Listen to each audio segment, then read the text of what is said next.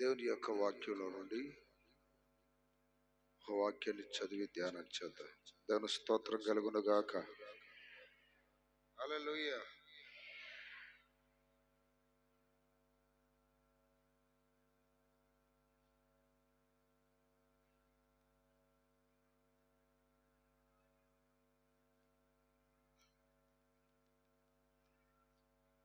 లూకా సువార్త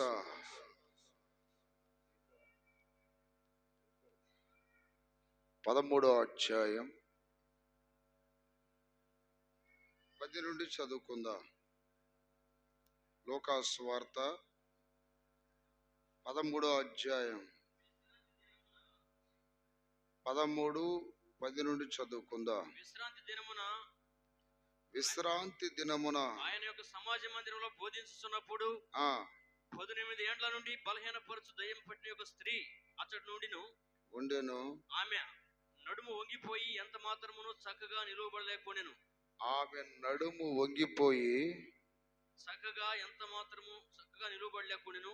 చేతుల పైకి ఎత్తి గట్టిగా చెప్పండి. హల్లెలూయా. నడుము వంగిపోయి ఎంత మాత్రం చక్కగా నిలబడలేకుండాను. యేసు ఆమెను చూసి రమ్మని పిలిచి అమ్మా నీ బలహీనత నుండి విడుదల పొంది ఉన్నావు అని ఆమెతో చెప్పి ఆమె మీద చేతులుంచగానే ఆమె చక్కగా నిలబడి దేవుని మహిమపరిచెను. దేవుణ్ణి మహిమపరిచెను. చేతుల పైకి ఎత్తి గట్టిగా చెప్పండి. ప్రియులారా, దేవుడు మనలను ఎందుకు రక్షించాడు, దేవుడు మనల్ని ఎందుకు పిలిచాడు అంటే ఆయనను మహిమపరచటానికి. ఎందుకు చెప్పండి, గట్టిగా చెప్పాల.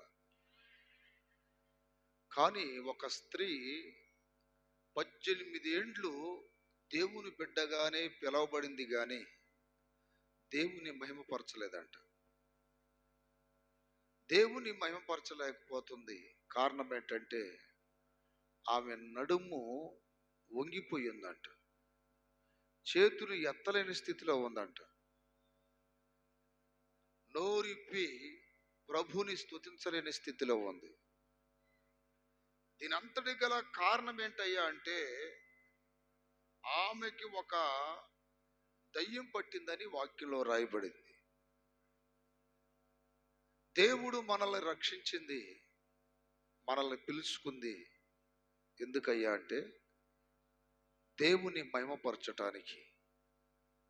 దేవుణ్ణి మహిమపరచటానికి. నీవు మందిరంలో ఉన్నా దేవునికి మహిమకరంగా ఉండాలి. నీవు ఇంటి దగ్గర ఉన్నా దేవునికి మహిమకరంగా ఉండాలి.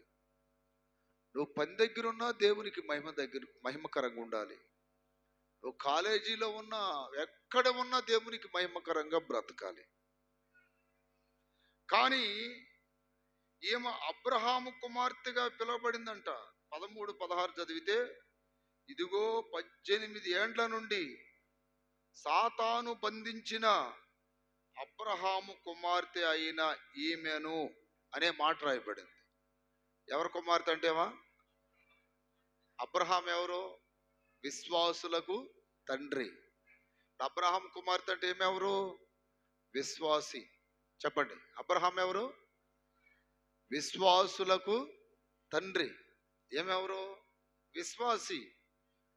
విశ్వాసి ఎందుకని 18 ఏండ్ల నుండి ప్రభుని మహిమపరచలేకపోయింది? ప్రభు నమ్మిన ప్రారంభములో ఒకవేళ మహిమపరిచిందేమో, ప్రారంభంలో ప్రభుకి మహిమకరంగా బ్రతికిందేమో, కానీ 18 ఏండ్లు ఎందుకు గ్యాప్ వచ్చింది దేవుని మహిమపరచకుండా? ఎందుకు గ్యాప్ వచ్చిందంటే ఆమెను దయ్యం పట్టిందంట. తప్పనిద్దని బిడ్డలారా, ఈమెకు అసలుకి దయ్యం ఎందుకు పట్టింది? ఒక విశ్వాసికి దయ్యం ఎందుకు పట్టింది? ఈరోజు మీరు కూడా గమనించాలి. మేము దేవునికి మహిమకరంగా ఉన్నామా లేదా?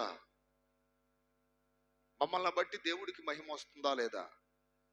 నా మాటను బట్టి, ప్రవర్తన బట్టి, నా నడవడికను బట్టి ఈ రోజున చాలా మంది చర్చిలకి వెళ్తున్నాం అంటున్నారు, కానీ వాళ్ళని బట్టి దేవుడికి మహిమ వస్తుందా? ముందు పోతా ఉంటే వెనకాల తిడతా ఉన్నారు చాలా మంది. ముందు పోతా ఉంటే చాలా మంది తిడుతుంటారు వెనకాల. అబ్బో పెద్ద ఎగేసుకుని పోతున్నాడు ప్రార్థనకని, పెద్ద ఎగేసుకుని పోతుంది, ఆమె నోరేంది అట్లా, ఆమె సూపులు ప్రవర్తన ఎంత భయంకరంగా ఉంటది, ఆ దేవుడు ఎట్ట క్షమిస్తున్నాడు అంటే సాక్ష్యము దేవునికి మహిమకరంగా లేదు. కారణం ఏంటి? దయ్యం పట్టిందంట. దయ్యం బట్టి విశ్వాసిగానే పిలువబడుతుంది, దయ్యం బట్టి దేవుని బిడ్డగానే పిలువబడుతున్నారు, దయ్యం బట్టి చర్చికి వెళ్ళే వాళ్ళలాగే పిలువబడుతున్నారు, కానీ దేవునికి మహిమకరంగా లేరు.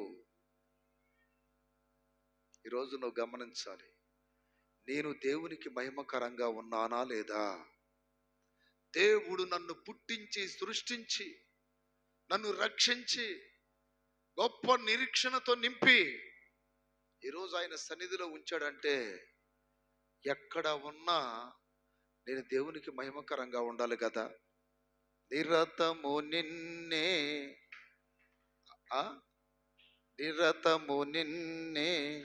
ఆరాధించేదా, ప్రతి చోట నిన్నే మహిమ పరచేదా. ప్రతి చోట ఎలా ఉండాలి? ప్రతి చోట ఇదిగో ఏమో దేవుని నమ్మినది, ఈయన దేవుని నమ్మినవాడు, వీళ్ళు చర్చికి వెళ్తున్నారేమో. అప్రీతిని పెట్టారా? ప్రతి చోట నువ్వు దేవునికి మహిమకరంగా ఉండాలి కదా. ఏమో చూడండి, ఎందుకు దేవునికి మహిమకరంగా లేదంటే, ఒకటి ఆమెకు దయ్యం పట్టిందంట. గమనించాలి, ఏం పట్టింది? దయ్యం పట్టింది. ఈ రోజున దేవుని మందిరాలకు వచ్చే చాలా మంది బ్రతుకులు దేవునికి మహిమకరంగా లేవంటే వారికి దయ్యాలు పడితేనే దేవునికి అవమానం తెస్తారు, వారికి దయ్యాలు పడితేనే దేవునికి మహిమకరంగా ఉండరు. అర్థమైంది? వాళ్ళ సాక్ష్యాలు చెడిపోతాయి, ఎవరో వాళ్ళని మంచి అని చెప్పరు, ఆ చుట్టుపక్కల వాళ్ళు వినేవాళ్ళు అబ్బో వాళ్ళ స్టోరీ చెప్పొద్దయ్యా, వాళ్ళ పేరు చెప్పొద్దయ్యా, వాళ్ళ మాట చెప్పొద్దయ్యా, అబ్బో వాళ్ళు ఎట్టా వస్తున్నారు ప్రార్థనకు కానీ అన్నట్టుగా మాట్లాడతారు. కారణం ఏంటి? దయ్యం పట్టింది. పేరుకేమో దేవుని బిడ్డలే. అర్థమైందా? లోకంలో ఒక మాట ఉంది, అది చెప్పొచ్చు చెప్పకూడదు. చేతుల పైకెత్తి గట్టిగా చెప్పండి. చెప్పకూడదులే మనకొద్దు ఆ మాట. దేవుని స్తోత్రం. ఎందుకంటే చాలా అది ఒక బూతులాగా అనిపిస్తుంది ఆ మాట వింటే. అప్రీతిని బిడ్డలారా, దేవునికి మహిమకరంగా ఉండాలని దేవుని యొక్క వాక్యం మనకి నొక్కి చెప్తుంది. 1 కొరింథీ 6:19-20 చదవండి. అక్కడ మీ దేహముతో దేవుని ఏం చేయాలి? మహిమపరచండి. ఉన్నది కొంచెం జీవితమే, దేవునికి మహిమకరంగా ఉండు, దేవునికి మహిమకరంగా ఉండు. దేహముతో దేవుని ఏం చేయాలంటే మనం మహిమపరచాలి. నువ్వు ఆస్తులు సంపాదించినా దేవుడు మెచ్చుకోడు, దేవుడికి ఏం మహిమ రాదు. లేకపోతే నువ్వు పెద్ద పెద్ద పదవులు సంపాదించినా దేవుడికి ఏం మహిమ రాదు. నువ్వు మంచిగా బ్రతికితే, నీ సాక్ష్యాన్ని కాపాడుకుంటే, వాక్య ప్రకారం జీవించగలిగితే, వాక్యపు వెలుగులో నడవగలిగితే అప్పుడు దేవుడికి మహిమ వస్తుంది. ఇప్పుడు రుచి పచ్చి లేని కూర ఎంత చేసుకుంటే ఉపయోగం ఏముంది? రుచి కలిగిన కూర కొద్దిగా చేసినా తృప్తి తినే వాళ్ళకి. అర్థమైందా? దేవునికి మహిమ లేకుండా మనము ఎంత గొప్పవాళ్ళుగా లోకంలో పిలువబడినా దేవునికి మహిమ రాదు. వాక్యం చెప్తుంది అక్కడ, నీ దేహముతో ఇదిగో ఈ శరీరముతో దేవుణ్ణి మహిమపరచాలి. దేవుడిచ్చిన చేతులు, కాళ్ళు, అవయవాలన్నిటితో మనం దేవుని మహిమపరచాలి. చదురు పైకెత్తి గట్టిగా చెప్పండి. ఇక్కడ ఎందుకు మహిమపరచలేకపోతుందంటే దయ్యం పట్టిందంట. అసలు దయ్యాలు ఎవరికి పడతాయి చెప్పండి? బాప్తిసం పొందిన వాళ్ళకి దయ్యాలు పట్టడం ఏంటండి? కొంతమంది మందిరానికి వస్తారు కదా, మందిరానికి వచ్చే వాళ్ళు కూడా దయ్యాలు ఉంటాయి. మీరు అనుకుంటున్నారేమో, చాలా మంది మందిరాలకు వచ్చే వాళ్ళు కూడా దయ్యాలు ఉంటాయి. ఒక ఆమె నర్సాపేటలో ఆమె మందిరానికి వచ్చింది కానీ ఆమెకు దయ్యం పట్టింది. దేవుని స్తోత్రం కలుగును గాక. ఆమెకు దయ్యం ఉందని నేను చెప్తున్నా, వాళ్ళకి అర్థం కావట్లే. మన వాళ్ళకి దయ్యం ఉన్నా అర్థం కావట్లే. అన్న ఆమెకు పరిశుద్ధాత్మ అంటున్నారు. లేదు, ఈరోజు పడిపోద్ది చూడు. చెయ్యి పెట్టగానే డెమాన్ కింద పడిపోయి నేను తిరుపతమ్మని అన్నదే. దేవ స్తోత్రం. అంటే అప్పుడు దాకా వీళ్ళు ఏమనుకుంటున్నారు?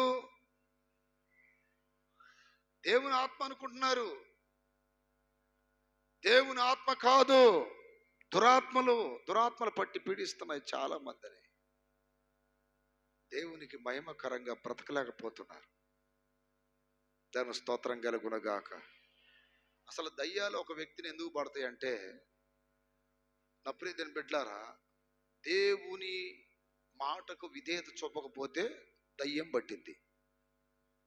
బైబిల్లో ఎగ్జాంపుల్ సౌలుని తీసుకుందాం. సౌలుని దేవుని ఆత్మ ఇడిచిపెట్టిపోయిందంట. దేవుని స్తోత్రం. వాక్యం చెప్తున్న మాట ఏంటంటే 16వ అధ్యాయం 14వ వాక్యం, యెహోవా ఆత్మ సౌలుని ఇడిచిపోయి, మొదటి సమూయేలు గ్రంథం 16:14, యెహోవా ఆత్మ సౌలుని ఇడిచిపోయి యెహోవా యొద్ద నుండి దురాత్మ ఒకటి వచ్చి అతను విరపింపగా. చూసారా? యెహోవా ఆత్మ సౌలుని విడిచిపోయి, సౌలుని విడిచిపెట్టిపోయిందంట. అంటే ఒకప్పుడు దేవుని ఆత్మ పొందిందే, ఆమె కూడా పరిశుద్ధాత్మతో నింపబడిందే. ఒకప్పుడు సౌలు కూడా పరిశుద్ధాత్మతో నింపబడిన వాడే. పరిశుద్ధాత్మతో నింపబడినప్పుడు దేవునికి మహిమకరంగా ఉన్నాడు. పరిశుద్ధాత్మ దేవుడు సైడ్ అయిపోయాడు, దురాత్మ పట్టిందంట. అసలు సౌలు చేసిన తప్పేంటంటే 3 తప్పులు చేశాడు సౌలు. ఒకటి, దేవుడు మాటకి విధేయత చూపల. నెంబర్ 1 గుర్తుపెట్టుకోండి, దేవుని మాటకు విధేయత చూపల. రెండోది, దైవజనుని మాటకు లోబడల. మీకు అర్థమైందా? దయ్యాలు ఎందుకు పడతాయి అంటే, ముందు దేవుడు ఆజ్ఞాపించినది అది ఎంత కష్టమైన ఇష్టంగా చేయాలా. దేవుడు ఏం చెప్పాడు సౌలుకి? అమాలేకీల మీదకెళ్ళి స్త్రీలని, పురుషులని, గొర్రెలని, పశువుల్ని, ఆస్తుల్ని, రాజుల్ని ఎవరిని బ్రతకనియొద్దు, నిర్మూలం చేయమన్నాడు. కానీ గొర్రెల్ని, ఎద్దుల్ని, రాజుని బ్రతకనిచ్చి తీసుకొచ్చుకున్నాడంట. దైవజనుడైన సమూయేలు అతని దగ్గరికి వెళ్ళి, దేవుడు చెప్పిందంతా చేశావా అంటే, చేశా అన్నాడు. అంటే ఆ అరుపులేంటి? గొర్రెల అరుపులేంటి? ఎద్దుల అరుపులేంటి? రాజుని ఎందుకు బ్రతకనిచ్చావు? దేవుడు ఆజ్ఞాపించి చేయలేదా? ఈరోజు నా ప్రియమైన బిడ్డలారా, మనము దేవునికి మహిమకరంగా ఉండాలంటే దేవుడు ఆజ్ఞాపించినది ఏదైనా చేయాల్సిందే. అది కష్టమైన, నిష్ఠూరమైనా సరే, నీకు నచ్చినా నచ్చకపోయినా, దేవుడు నాకు ఇది చెప్పాడు అంటే, దేవుడు చెప్పింది చేసినప్పుడు మాత్రమే నువ్వు దేవునికి మహిమకరంగా ఉంటావు. గుర్తుపెట్టుకో. కష్టమే కొన్నిసార్లు దేవుడు చెప్పింది చేయాలంటే, కష్టమైనా సరే దేవుడు ఆజ్ఞాపించింది చేస్తే దేవుడికి మహిమకరంగా బ్రతుకుతావు. సౌలు ఆ పని చేయలా. రెండోది, దైవజనుడు ఒక సందర్భంలో ఒక చోటకి కొంచెం ఆలస్యంగా వచ్చాడు. దైవజనుడు అర్పించవలసిన బలిని తొందరపడి సౌలు అర్పించాడంట. అంటే దైవ సేవకుని డ్యూటీ తను తీసుకున్నాడు. ఎప్పుడైనా గుర్తుపెట్టుకోండి, విశ్వాసులే, సేవకులే. వీళ్ళ డ్యూటీలోకి మీరు రాకూడదు, అలా భావించుకోకూడదు కూడా. సేవకులే. కానీ ఇక్కడ సౌలు దైవజనుడు అర్పించవలసిన బలిని తొందరపడి తాను అర్పించాడంట. అప్రియమైన బిడ్డలారా, నువ్వు బాగా ప్రార్థన చేయొచ్చు, బాగా పాటలు పాడొచ్చు, ఒకవేళ ఆరాధన కూడా చేయొచ్చు, ఏదైనా చేయొచ్చు, కానీ దేవుని సేవకులతో పోల్చుకోవద్దు. అంత ఘనత కావాలి, అంత గౌరవం కావాలి అని అట్లా పోల్చుకోకూడదు. అట్లా పోల్చుకున్నాడు ఉన్నాడు బైబిల్లో ఒకడు. ఎవడో తెలుసా? గారడి సీమోను. అపోస్తులు ఎవరి మీద చేయి పెట్టినా వారికి పరిశుద్ధాత్మ వస్తుంది. కానీ తాను అట్లా చేయి పెడితే అందరికి పరిశుద్ధాత్మ రావాలని వెండిచ్చి కొన్నాడంట. డబ్బులు అంటే కొనాలని ప్రయత్నం చేశాడంట. అప్పుడు పేతురు అంటాడు, నీ వెండి నీతో కూడా నశించును గాక. డబ్బులిచ్చి కొంటావారా పరిశుద్ధాత్మని? డబ్బులిచ్చి పొందాలనుకుంటున్నావా పరిశుద్ధాత్మని? నీ హృదయము సరిగా లేదు, ఘోర దుష్టత్వంలో ఉన్నావు, నువ్వు సరి చేసుకోపో, నేను చాలా పాపం ఉంది అని గద్దించాడు. ప్రియ దేవుని బిడలారా గమనించాలి. రెండో తప్పు అతనిలో ఏంటంటే, అప్రియదేవుని బిడ్డలారా, దేవుని సేవకులు అర్పించవలసిన ఆ బలిని తొందరపడి అర్పించాడు. మూడోది, దేవుడు అతని మీద కోప్పడి కొన్ని రోజులు మాట్లాడలా, కలలో మాట్లాడలా, దర్శనం ద్వారా మాట్లాడలా, సేవకుల ద్వారా మాట్లాడలా. అంతే. దేవుడు కోపం వస్తే, దేవుడిని క్రియలు సరిలేనప్పుడు దేవుడు మాట్లాడాడు. ఒకప్పుడు బాగా దర్శనాలు వచ్చినాయి అయ్యా, కళ్ళు వచ్చినాయి అయ్యా, దేవుడు ప్రతీది నాతో మాట్లాడేవాడయ్యా. ఈరోజు మాట్లాడుతుంటే కనెక్షన్ బాగానే ఉంది దేవుడితో, మాట్లాడట్లేదంటే కనెక్షన్ చెరిపోయింది, కట్ అయిపోయింది. ఇప్పుడు కొంతకాలం అనేది సౌలుతో దేవుడు మాట్లాడకపోయి అలక సావైన బ్రతుకైనా, ఆయన మాట్లాడినా, చంపినా, మేలు చేసినా, కీడు చేసినా ఆయనేనయ్యా దిక్కు అనుకోలా. వెంటనే ఇంకో మార్గం ఎన్నుకున్నాడంట. ఏంటా మార్గం? చిల్లంగితనమది అంటే తెలుసా మీకు? మాంత్రికురాలు వైపు చూశాడు. మాంత్రికురాలు వైపు చూశాడు. చాలా మంది దేవుని బిడలో దేవుని దగ్గరికి వస్తారు, ప్రార్థన చేయించుకుంటే కార్యం జరిగిద్ది అనుకుంటారు. కొంచెం లేట్ అయింది అనుకోండి, లేదు అంతరాల దగ్గర బండి, అక్కడ ఏదో అంతరాలు వేస్తారంట, అది అంటే అటు పోతారు. ఇతను చేసిన 3 తప్పులు ఇయ్యే. అందుకని దేవుని ఆత్మ పోయి ఆ మీదకి దురాత్మ వచ్చేసింది, సౌలు మీదకి దురాత్మ వచ్చింది. ఇప్పుడు ఏం కూడా ఇలా చేసిందేమో, దేవుడు ఆజ్ఞాపించినవి పాటించలేదేమో. రెండోది, దేవుడిని సేవకుల స్థానంలో ఉండాలని ఒకవేళ అంత హెచ్చింపు కలిగిన మనసుతో ఉందేమో. మూడోది, దేవుని సన్నిధికి వస్తూ మరలా లోక సంబంధమైన ఈ కొంతమంది చేస్తారు సోదిలు, జ్యోతిష్కులు, మాంత్రికుల దగ్గరికి వెళ్ళిందేమో. చదుర పైకి ఎత్తి గడికలు చెప్పండి. హల్లెలూయా. మందిరానికి వెళ్తా మాంత్రికుడిని ఇంటికి పిలుచుకోవచ్చా? దేవుణ్ణి, నిజమైన దేవుణ్ణి నమ్ముకొని మాంత్రికులను ఇళ్లలోకి పిలుచుకోవచ్చా? చెప్పండి. ఎప్పుడైతే అక్కడికి వెళ్తారో ఇక దేవుడు వాళ్ళని విడిచిపెట్టేశాడని అర్థం. వాళ్ళ మీద ఉంది దేవుని ఆత్మ కాదు, దయ్యపు ఆత్మ. గుర్తుపెట్టుకోండి. దేవుణ్ణి విడచి నువ్వు అట్లాంటి మార్గాలు ఎన్నుకుంటే ఇక దేవుని ఆత్మ నీకు ఉండదు, దేవుని ఆత్మ ఉండదు. ఇప్పుడు ఈ సహోదరి ఈ రీతిగా దయ్యము చేత వేధించబడటానికి గల కారణం ఏంటంటే, ఒకటి, దేవుడు ఆజ్ఞాపించినది చేయలేదేమో. రెండోది, దైవజనుల వలె ఉండాలని హెచ్చించుకుందేమో, అలా పోల్చుకుందేమో. మూడోది, నా ప్రియమైన బిడ్డలారా, ఆమె తన జీవితంలో దేవుని వైపు చావైన బ్రతుకైనా దేవుని కొరకు కనిపెట్టకుండా వేరే అన్య మార్గాలు ఎన్నుకుందేమో. దాని స్తోత్రం. చేతుల పైకి ఎత్తి గడిగలు చెప్పండి. ఆ మధ్య ఒక అబ్బాయి నా దగ్గరికి వచ్చాడు. అన్న ప్రార్థన చేయండి అన్నా అన్నాడు. ఆటో తీసుకొచ్చి అడిగాడు, ఏమైందిరా అన్న. ఆటో తిరగబడింది అన్నా అన్నాడు. ఎందుకు తిరగబడింది? ఏమో నన్ను అర్థం కాలేదన్నా. దేవ స్తోత్రం. అప్పుడు ఆ తల్లి చెప్తుంది, అన్నా కొత్త బండి తెచ్చినప్పుడు నీ దగ్గర ప్రార్థన చేయించుకున్నాడా? సంవత్సరం బాగానే తిరిగింది. ఈ మధ్య వాళ్ళ స్నేహితుడు ఎవడో ఏదో గుడి దగ్గర ఏదో ఆటోలకి ఏదో కడతారంట, మూట ఆ మూట కట్టించుకోవడానికి పోయాడంట. ఆ మూట కట్టించుకొని వస్తున్నాడంట అయ్యగారు. చూడండి, 2 పడవల మీద కాలేయటం అంటే ఇదే. వస్తున్నాడు, బాగా స్పీడ్ మీద పోతా ఉన్నాడు. సడన్ బ్రేక్ వేస్తే తిరగబడిపోయింది. జనం అందరి కాలు చేతులు ఇరిగిపోయినాయి, ఈడికి ఇరిగినాయి. మళ్ళీ కోలుకొని ఒక 2-3 వారాల తర్వాత అప్పుడు తీసుకొచ్చాడు ఆటోని. దేన స్తోత్రం. ప్రార్థన చేస్తుంటే అదే కనపడుతుంది, 2 రకాలుగా, ఇటు అటు. హల్లెలూయా. దురాత్మ ఒకటి వచ్చి ఆమెను పట్టడం వలన దేవుణ్ణి మహింపరచలేకపోయింది. 2, నడుము వంగిపోయిందంట. నడుము అంటే దేనికి సాదృశ్యమో తెలుసా? నడుము దేనికి సాదృశ్యం? అప్పుడే దీని బిడ్డలారా, పేతురు రాసిన మొదటి పత్రిక 1:13 చదివితే, పేతురు రాసిన పత్రిక చదవండి. మొదటి పత్రికలో ఉంటది. నడుము దేనికి సాదృశ్యం? మనసు అనే నడుము అనే మాట ఉంటది అక్కడ. దేవుని స్తోత్రం కలుగునుగాక. హల్లెలూయా. 1:13 కాబట్టి మీ మనసును నడుము కట్టుకొని నిబ్బరమైన బుద్ధి గలవారై ఉండండి. మీ మనస్సు అనే నడుము. నోటితో చెప్పండి అన్నమాట, గట్టిగా చెప్పండి అమ్మా. మనసు అనే నడుము అంటే ఈ మనసు దేనికి సాదృశ్యంగా ఉంది? నడుముకి సాదృశ్యంగా ఉంది.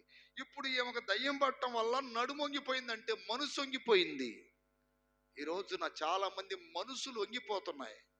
కొంతమంది మనసు తిండి మీద వంగిపోతుంది, కొంతమంది మనసు ధనం మీద వంగిపోతుంది, కొంతమంది మనసు శరీర ఆశల మీద వంగిపోతుంది, మరి కొంతమంది మనసు నేత్రాశల మీద వంగిపోతుంది, మరి కొంతమంది మనసు లోక ఘనతల మీద వంగిపోతుంది. నడుము వంగిపోయింది కాబట్టి దేవుని మహిమపరచలేకపోతుంది. ఈరోజు నీ మనసు ఎటొంగిపోతుంది? ధనం మీద, తిండి మీద, నిద్ర మీద, పేరు ఘనతల మీద వంగిపోతుందా? గమనించాలి. నీ నడుము వంగిపోతుంది. నీ నడుము దేవుని మీద ఆనుకోవాలి. ఎవని మనసు నీ మీద ఆనుకునునో వానిని పూర్ణ శాంతి గలవానిగా నీవు కాపాడేదవు అనే మాట రాయబడింది. దేవుని మీద ఆనుకోవాలి, దేవుని మీద ఆనుకోవాలి. ఈ రోజున సాతానుడి మనసుని రకరకాలుగా సంచరింపజేస్తున్నాడు. అటు ఇటు అటు ఇటు అటు ఇటు స్థిరం ఉండట్లేదు. ద్విమనసు వచ్చేస్తుంది, 2 రకాల మైండ్లు వచ్చేస్తున్నాయి. అందుకనే నహూము గ్రంథం 2:13 అంటున్నాడు, 2:1 అంటున్నాడు, మీ నడుము కట్టుకోండి. మీ నడుము 2:1 మీ నడుము కట్టుకోండి. నడుము బలంగా ఉండాలి. దేంతో కట్టుకోవాలి? సత్యం అనే దట్టితో కట్టుకోవాలంట. నా మనసు ఎటు వంగిపోదు, ఈ దేనికి ప్రలోభపడదు. సాతాను ఎన్ని ప్రలోభాలు విసిరినా దేనికి లోపడదు. నా మనసు స్ట్రైట్గా ఉంటుంది. నా మనసు అన్నట్టుగా ఉండాలి. మనం దేవుని మహిమపరచకపోవటానికి గల రెండవ కారణం నడుము వంగిపోయింది, మనసు వంగిపోతుంది. భక్తి మీద ఉండాల్సిన మనసు, దేవుడి మీద ఉండాల్సిన మనసు, పరిశుద్ధత మీద ఉండాల్సిన మనసు, విశ్వాసం మీద ఉండాల్సిన మనసు, సన్నిధి మీద ఉండాల్సిన మనసు, అలాగే దైవ కార్యాల మీద ఉండాల్సిన మనసుని సాతానుడు వంచేస్తున్నాడట. నడుము వంగిపోయిందంట. ఎన్ని సంవత్సరాలు ఉంచేశాడు? 18 ఏండ్లు అని వాక్యం చెప్తుంది. నీ మనసు వంగినప్పుడు నీ కళ్ళు పైకి చూడవు. ఇప్పుడు మీరు తలకాయ దించుకొని నడుము ఇటు వచ్చారనుకోండి, కళ్ళు ఎటు చూస్తాయి? కింద చూస్తాయి, పైకి చూస్తాయా? మీ నడుము వంగిపోయింది అంటానికి గుర్తిదే. కళ్ళు కిందకు చూస్తుంటాయి అంటే లోకాన్ని చూస్తాయి, పాపాన్ని చూస్తాయి, ఆశలను చూస్తూ ఉంటాయి. పైకి చూడవు. ఇప్పుడు పందులు ఏం చేస్తాయి? కిందకే చూస్తుంటాయి, మురికి గుంటలను చూస్తూ ఉంటాయి. పైకి చూడబాయి. అవి చూసేది ఎప్పుడో చచ్చేటప్పుడు. పందులను పట్టుకొని 2 కాళ్ళు కట్టి మధ్యలో కర్ర పెట్టి భుజాన్ని మోసుకొని పోతున్నప్పుడు అప్పుడు చూస్తుంటాయి పైకి. అంటే చచ్చేటప్పుడు దేవుడి వైపు చూస్తారు. ఒక దినాన సాంసోను వంగిపోయాడు ఢిల్లీల దగ్గర. ఎప్పుడు పైకెత్తి చూశాడు తెలుసా? కళ్ళు పీకేసిన తర్వాత సచ్చే సమయంలో దేవుడి వైపు చూసి, ఒక్కసారి నన్ను బలపరచు ప్రభువా, ఒక్కసారి నీ ఆత్మ నా మీదకి పంపించయ్యా, నేను చేసిన తప్పే నాయనా అని చచ్చిపోయేటప్పుడు పైకి చూస్తున్నాడంట. పంది కూడా అంతేగా, చచ్చేటప్పుడు పైకి చూసిద్ది. దాని స్తోత్రం. చచ్చేటప్పుడు పైకి చూస్తుందండి. ఈ రోజున మరణ సమయంలో పైకి చూస్తారా? బ్రతికున్నప్పుడు దేవుని వైపు చూస్తారా? బ్రతికున్నప్పుడు దేవుని వైపు చూడాలి, అటే చూస్తుండాలి. దాసుని కన్నులు యజమానుని చేతి తట్టు, దాసి కన్నులు యజమానురాలు చేతి తట్టు చూసినట్లుగా మన కన్నులు ఎప్పుడు ఆయన వైపు చూస్తుండాలి. ఎవరిస్తారా, ఎవరు చేస్తారా, ఎవరి వలన ఏ మేలు పొందుతామని మనుషుల వైపు చూడకూడదు. మనుషులు నమ్ముకున్నట్టు కంటే యెహోవాను ఆశ్రయించుట మేలని వాక్యం చెప్తుంది. మనుషులను ఆశ్రయించకూడదు, మనుషుల మీద మనసు పెట్టుకోకూడదు, లోకం మీద మనసు పెట్టుకోకూడదు. నాకు శక్తి ఉంది, బలం ఉంది, జ్ఞానం ఉంది, 4 రోజులు అనుభవించనివ్వండి. ఏమనుభవిస్తావు? పాపమా? ఏమనుభవిస్తావు? ఆశలా? అవి అనుభవిస్తే నువ్వు దేవుని మహిమపరచలేవు కదా, దేవునికి మహిమకరంగా ఉండలేవు కదా. నన్ను బట్టి, నా కుటుంబాన్ని బట్టి, నా బ్రతుకును బట్టి, సాక్ష్యాన్ని బట్టి దేవుడికి మహిమ వస్తుందా లేదా అన్నది ఒక ప్రశ్న. 18 ఏండ్లు దేవుణ్ణి మహిమపరచలయ్యమా. ఈ రోజున ఎంతకాలం అయింది మీరు దేవుని మహిమపరచక? నిజంగా చెప్పాలి, మీరు ఎంతకాలమైంది? ఎంతకాలము అయింది? ఒకవేళ దేవునికి మహిమకరంగా ఉండట్లేదంటే మీకు కూడా ఏదో దయ్యం పట్టిందని అర్థం, ఏదో దురాత్మ పట్టిందని అర్థం. దేవుణ్ణి మహిమపరిచే వాళ్ళకి దయ్యాలు పట్టకూడదు. హల్లెలూయా. మందిరానికి వెళ్తూ హృదయాలు సరిగా ఉండవు చాలా మందికి. వాళ్ళు అనుకుంటారు, ఓ నాకు దేవుని ఆత్మ ఉందని. ఇప్పుడు ఈ దయ్యం పట్టినా కూడా ఎక్కడుంది? మందిరంలోనే. మందిరములో ఉండి కూడా దయ్యాన్ని తెచ్చుకొని కూర్చుందంట మందిరంలో. చూడండి, అక్కడ మందిరంలోనే ఉంది. అసలు దానికి ఎంత ధైర్యం అండి ఆ దయ్యానికి. దయ్యం డైరెక్ట్ వచ్చి కూర్చోలా, ఆమె హృదయంలో కూర్చుంది, ఆమె ఒంటి మీద కూర్చొని ఉందంట. దేవుని మందిరంలోకి వచ్చేసింది డైరెక్ట్ దయ్యం. చాలా మంది ఓ చర్చికి వెళ్ళినంత మాత్రాన పరిశుద్ధులు అనుకోమాకండి, చర్చికి వెళ్ళినంత మాత్రాన పరిశుద్ధులు అనుకోమాకండి. చాలా మంది మీద ఈ దయ్యాలు క్రియ చేస్తున్నాయి, చాలా మంది మీద దురాత్మలు క్రియ చేస్తున్నాయి. పచ్చి అబద్ధాలు ఆడుతూ ఉంటారు, పచ్చి అబద్ధాలు, అసూయలు, ద్వేషాలు, కక్షలు, కుట్రాలు, వాళ్ళ మీద వీళ్ళ మీద సాడిలు, ఎప్పుడు చూసిన గొడవలు, ఇళ్ళకాడ గందరగోళాలు, ఇవన్నీ జరుగుతున్నాయి అంటే నీ మీద దయ్యం కూర్చుందని అర్థం. చిన్న మాటన్నా ఓర్చుకోలేవు, చిన్న మాటన్నా భరించలేవు, మనసు గజిబిజిగా ఉంటుంది, కలత చెందుతూ ఉంటుంది, కలవరపడుతూ ఉంటుంది, ఏదో అయిపోద్దని బాధ కలుగుతూ ఉంటుంది. దీనికి గల కారణం ఏంటి? దయ్యాలు చేసే పని. అది దయ్యాలు చేసే పని. మందిరములోనే ఆ దయ్యము చేత ఆమె నడుమొంగిపోతే, అంటే 18 ఏండ్లోనే మందిరానికి వస్తూనే ఉంది నడుమొంగిపోయి. దేవుని స్తోత్ర. చేతుల పైకెత్తి గడిగలు చెప్పండి. యేసు నామములో దయ్యాలు పోవాలి. చెప్పండి ఆ మాట. యేసు నామములో దయ్యాలు పోవాలి. గట్టిగా చెప్పండి, చెప్పండి గట్టిగా. మందిరంలోకి ఎందుకు వచ్చింది అసలు దయ్యం? మందిరంలోకి ఎందుకు వచ్చింది? అది దానికి ఎంత ధైర్యం? దయ్యాలు ఎందుకు వస్తాయి లోనకి? పందులు ఎక్కడ ఉంటాయి? స్విమ్మింగ్ పూల్ దగ్గర ఉండవు, అయ్యి మురికి కాలువల దగ్గర ఉంటాయి. మురికి ఎక్కడ కనపడితే పందులు అక్కడ ఉంటాయి. అలాగే పాపం ఎక్కడ కనపడితే సాతానుడు అక్కడికి వస్తాడు. పాపం కనపడే చోట, దైవ భయం లేని చోటకి సాతానుడు వస్తాడు.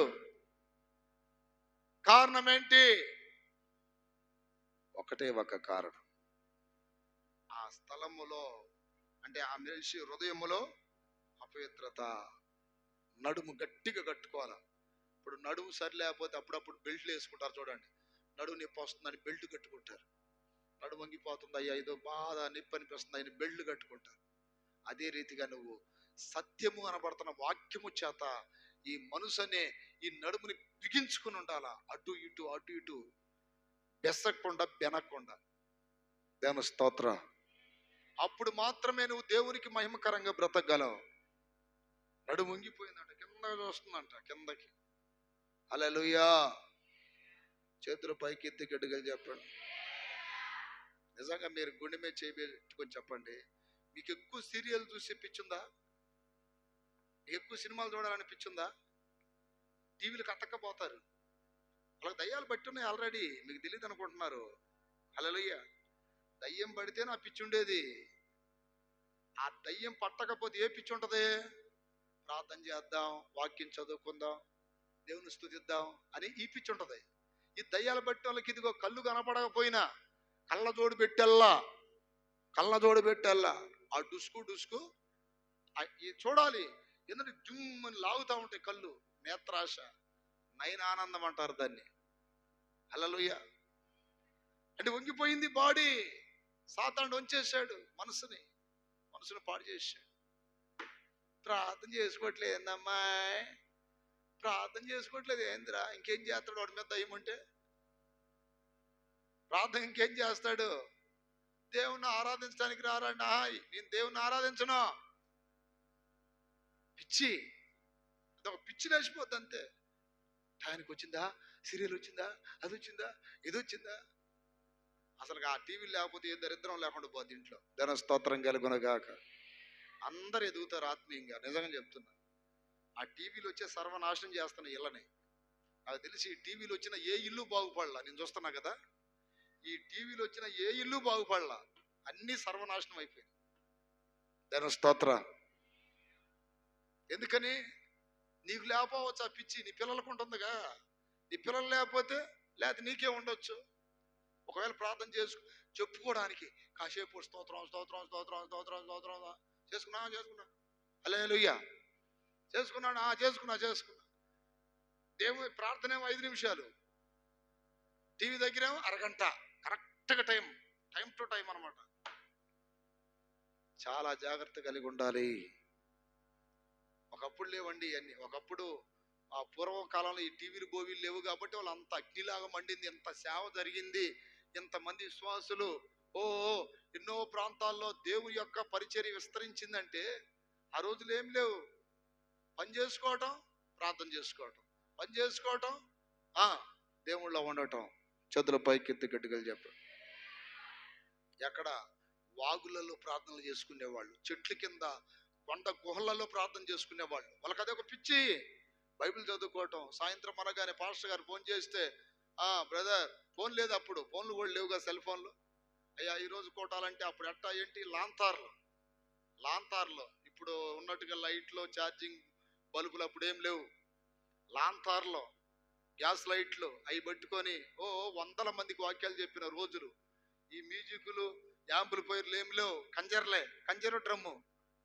ఆ రోజులు ఎంత ఉద్యమంగా ఉన్నాయి. చేతుల పైకెత్తి గడిగలు చెప్పండి. ఆ రోజులు ఎంత ఉద్యమంగా ఉన్నాయి. ఈ రోజు అన్ని వచ్చినా ఉపయోగం లేదు, తక్కువ. అంత ఫ్యాషన్ అయిపోయింది. డిజిటల్ మినిస్ట్రీ, డిజిటల్ పరిచర్యలు అయిపోయినాయి ఇప్పుడంతా. అందుకని నీవు దేవునికి మహిమకరంగా బ్రతకడానికి ఒక తీర్మానం చేసుకోవాలా. దేవుని స్తోత్రం.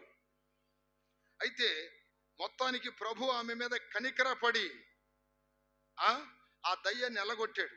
12వ వాక్యం. యేసు ఆమెను చూసి రమ్మని పిలిచి, అమ్మా నీ బలహీనత నుండి విడుదల పొంది ఉన్నావని ఆమెతో చెప్పి ఆమె మీద చేతులుంచగానే, అంటే ఇప్పుడు దాకా సాతాను ప్రభావం ఉంది ఆమె మీద, సాతానుడు ఉన్నాడు. కానీ ఇప్పుడు దేవుని హస్తము చాపబడింది ఆమె మీదకి. ఆమె మీద చేతులుంచగానే ఆమె చక్కగా నిలబడి, యేసయ్య చేతులు నీ మీద పెట్టబడాలి. గట్టిగా చెప్పండి. ఏ చేతులు పెట్టాలి? యేసయ్య చేతులు నీ మీద ఉండాలి, నీ కుటుంబం మీద ఉండాలి, నీ పిల్లల మీద ఉండాలి. దేవుని హస్తము నిన్ను తాగుతుందంటే సాతాను కట్లు పటాపంచులైపోతాయి. దేవుని హస్తం నీ మీద చాపబడాలి. దేవుడు ఎవరి మీద తన హస్తాలు చాపుతాడు చెప్పండి? ఎవరి మీద చాపుతాడు? చిన్నపిల్లలు వచ్చారు ఆయన దగ్గరికి, వాళ్ళ మీద చేతులు పెట్టి ఆశీర్వాదించాడంట. ఈ రోజున నీ మైండ్ చిన్నపిల్లలాగా ఉండాలి. చిన్నపిల్లల వల్లే మారు మనసు పొందాలి. చిన్నపిల్లల వల్లే ఎటువంటి కక్షలు, ద్వేషాలు, అసూయలు ఉండకూడదు నీకు. అప్పుడు దేవుడికి నచ్చుతావు, దేవుని నీ మీద చేయి పెడతాడు. దేవుని హస్తం ఎప్పుడైతే పెట్టబడిందో వెంటనే దయ్యం నుండి విడుదల కలిగింది. దేవుని స్తోత్రం కలుగునగాక. ఆ నడుమొంగిపోయిన స్త్రీ చక్కగా నిలబడిందంట. ఎట్లా చక్కగా నిలబడి 2 చేతులా పైకెత్తి దేవుణ్ణి ఏం చేసిందంట? మహిమపరచి. హల్లెలూయా. 13వ వాక్యం. ఆమె మీద చేతులుంచగానే ఆమె చక్కగా నిలబడి దేవుని మహిమపరిచింది. దేవుని స్తోత్రం కలుగునుగాక. దేవుని చెయ్యి నీ మీద ఉండాలి, దేవుని హస్తం నీ మీద ఉండాలి. అంటే నీకు చిన్న పిల్లల లాంటి మైండ్ కావాలి. అప్పుడు మాత్రమే దేవుని మహిమపరచగలవు. అప్పుడు మాత్రమే దేవునికి మహిమకరంగా జీవించగలం. అప్పుడు మాత్రమే దేవుని యొక్క నామం గణపరచబడిద్ది. నా ప్రియ దేవుని బిడ్డలారా, ఈరోజు చాలా మంది దేవుని బిడ్డలు దేవునికి మహిమకరంగా ఉండాలనే ఆలోచన పోగొట్టుకుంటున్నారు. దేవునికి మహిమకరంగా లేకపోతే ఇక ఎలా ఉంటారు? దేవునికి అవమానకరంగా ఉంటారు. అందుకని ఈ నెలంతా దేవునికి మహిమకరంగా ఉండండి, మహిమకరంగా బ్రతకండి, మహిమకరంగా జీవించండి. అర్థమైంది? దేవునికి మహిమకరంగా ఉండాలంటే నీవు చక్కగా నిలబడాలి, ఒకటి. రెండవది, మీరు ఫలించాలి. మీరు ఫలించటం వలన నా తండ్రి మహిమపరచబడును అనే మాట యోహాను సువార్త 15వ అధ్యాయం 8వ వాక్యంలో రాయబడింది. మీరు ఫలించాలి. ప్రార్థనలో, విశ్వాసముల, వాక్యములు, ఆత్మీయతలు ఫలిస్తూ ఉన్నప్పుడు దేవునికి మహిమ వస్తుంది. అలాగే మూడవది, మీరు సత్క్రియలు చేస్తే దేవునికి మహిమ వస్తుంది. అంటే మంచి కార్యాలు, మంచి పనులు జరగాలి.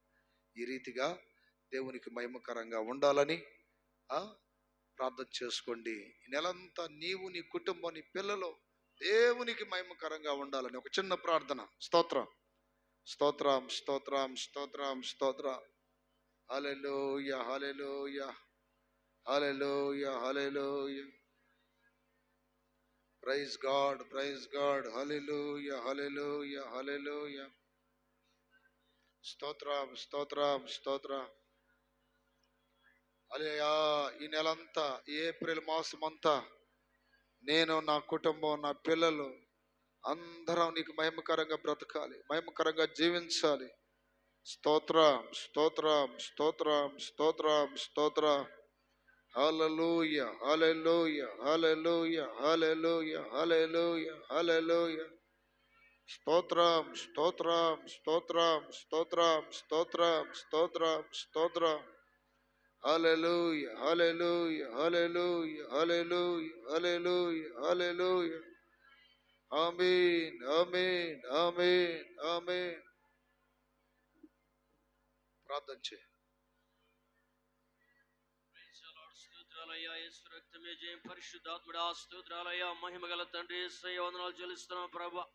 అయ్యా నీ కృప చొప్పున తండ్రి యేసయ్య గత 3 మాసంలో మనం కాపాడుతండి, 4వ మాసంలో ప్రవేశపెట్టిన ప్రభా. అయ్యా ఈ మొదటి పునరుద్ధాన తండ్రి యేసయ్య నీ సందులో తండ్రి యేసయ్య